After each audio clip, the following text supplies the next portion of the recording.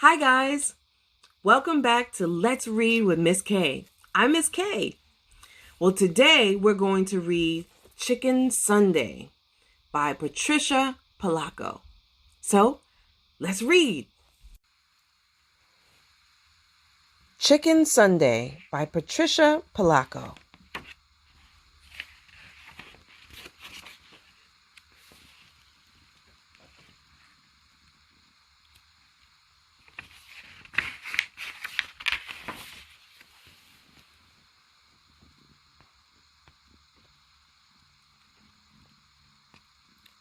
Stuart and Winston were my neighbors.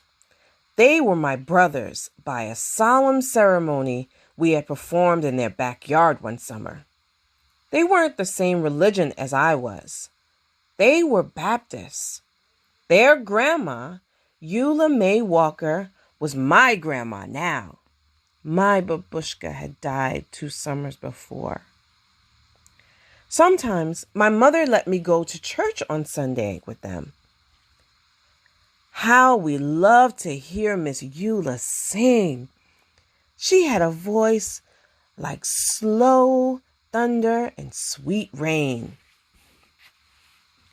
We'd walk to church and back. She'd take my hand as we crossed College Avenue. Even though we've been churching up like decent folks ought to, she'd say, I don't want you to step in front of these too fast cars. You'll be as flat as a hen's tongue. She squeezed my hand. When we passed Mr. Kodinsky's hat shop, Miss Eula would always stop and look in the window at the wonderful hats. Then she'd sigh, and we'd walk on.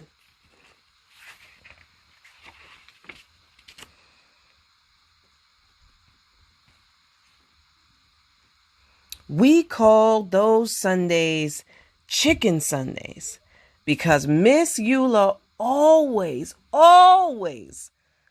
fried chicken for dinner. There'd be collard greens with bacon, a big pot of Hoppin' John, corn on the cob, and fried spoon bread. One Sunday at the table, we watched her paper fan flutter back and forth, pulling moist chicken fried air along with it. She took a deep breath. Her skin glowed as she smiled. Then she told us something we already knew.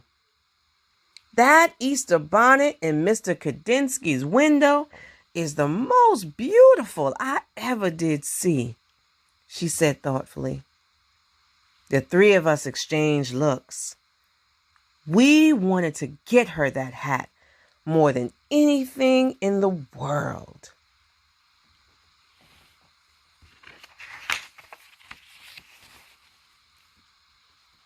Stuart reached into the hole in the trunk of our wish tree in the backyard. He pulled out a rusty Band-Aid tin. The 3 of us held our breath as we counted the money inside we had been saving for weeks.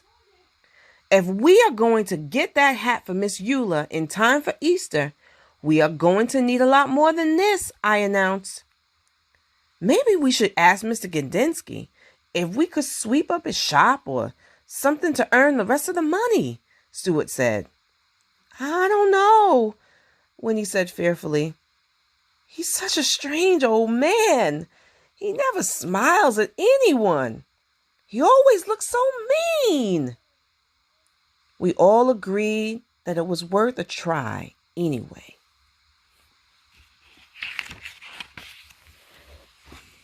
The next day, we took a shortcut down the alley and back of the hat shop. Bigger boys were there. They were yelling. Eggs flew past us and pelted Mr. Kodinsky's back door. Just as the boys ran away, the door flew open. Mr. Kodinsky glared straight at us. You there, he yelled. Why do you kids do things like this? It wasn't us, Stuart tried to say. But Mr. Kandinsky wouldn't listen to us. All I wanted to do is live my life in peace. I'm calling your grandmother, he shouted as he wagged his finger in Stuart's face.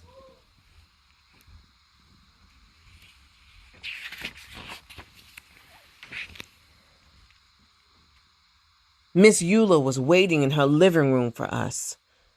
Miss Eula, we didn't throw those eggs, I sobbed.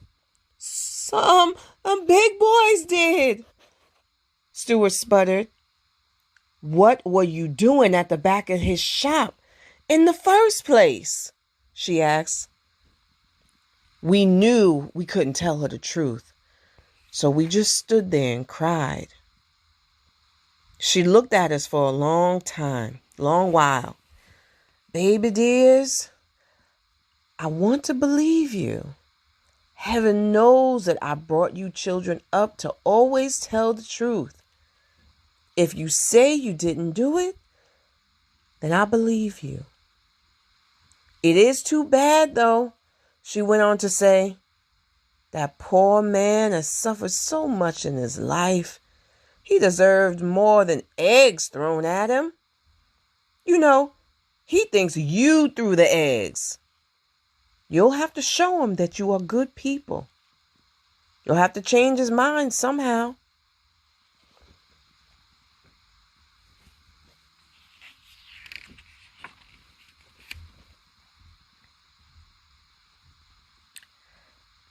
In my kitchen the next day, we thought and thought. How can we win him over when he thinks that we threw those eggs? Stuart asked. He doesn't even like us, Winston chirped. Eggs, I said quietly. Eggs? Stuart asked. Eggs! I screamed. I went to the kitchen drawer and took out a lump of beeswax, a candle, a small funnel with a wooden handle, and some packets of yellow, red, and black dye.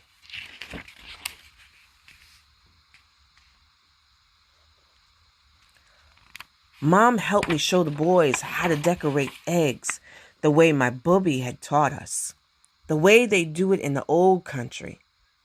We made designs on the eggshells with hot wax, then dyed them, and finally melted the wax patterns off.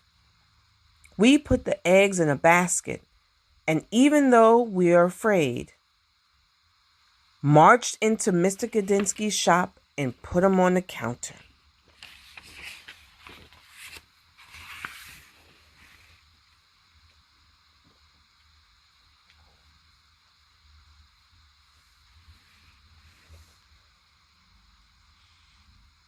He raised his eyebrows and glowered at us. Then his eyes dropped to the basket. Spasiba, he said softly. That means thank you in Russian. Pasunky eggs, he said as he looked closely. I haven't seen these since I left my homeland. We didn't throw those eggs at your door, Mr. Kandinsky, we told him. He looked at us for a minute. Well then, you have great courage to be here. Chutzpah! You have chutzpah! Then his eyes glistened and his mouth curled into a warm smile. Come, have some tea with me.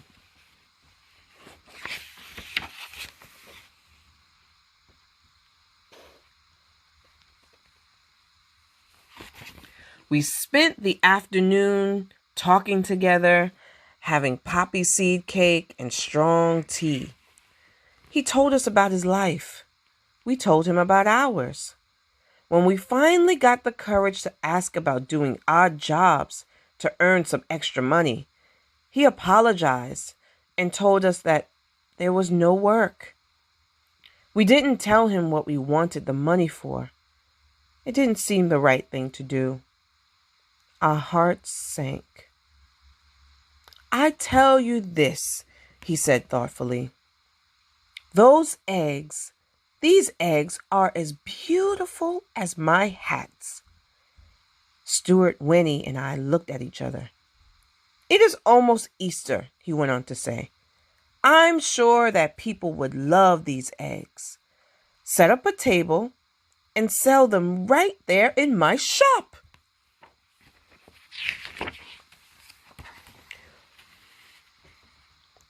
For the next few days, we worked very hard.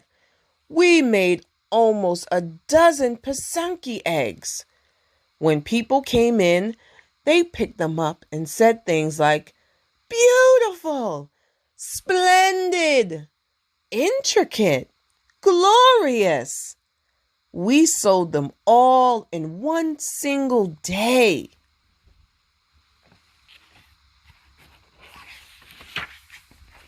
That afternoon, when all the eggs were gone, we counted our money. We had more than enough for the hat.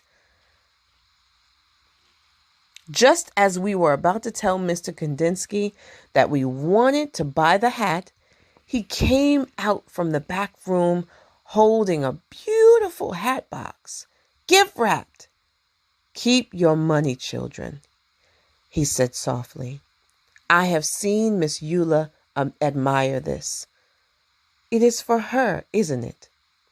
Tell her that I know you are very good children. Such good children.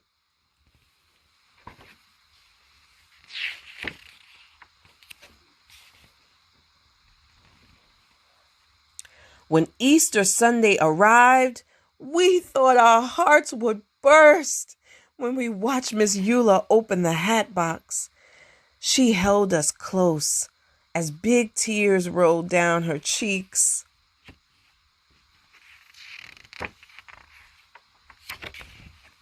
Our hearts sang along with the choir that Sunday. She looked so beautiful in that hat. When it was time for her solo, we knew that she was singing just for us. Her voice was like slow thunder and sweet rain.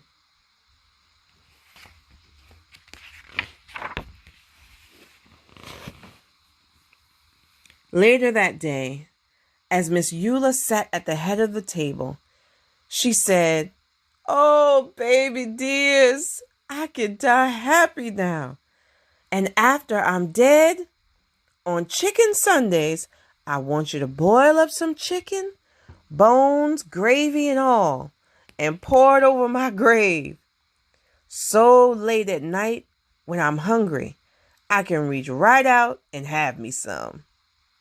Then she rolled her head back and laughed from a deep, holy place inside.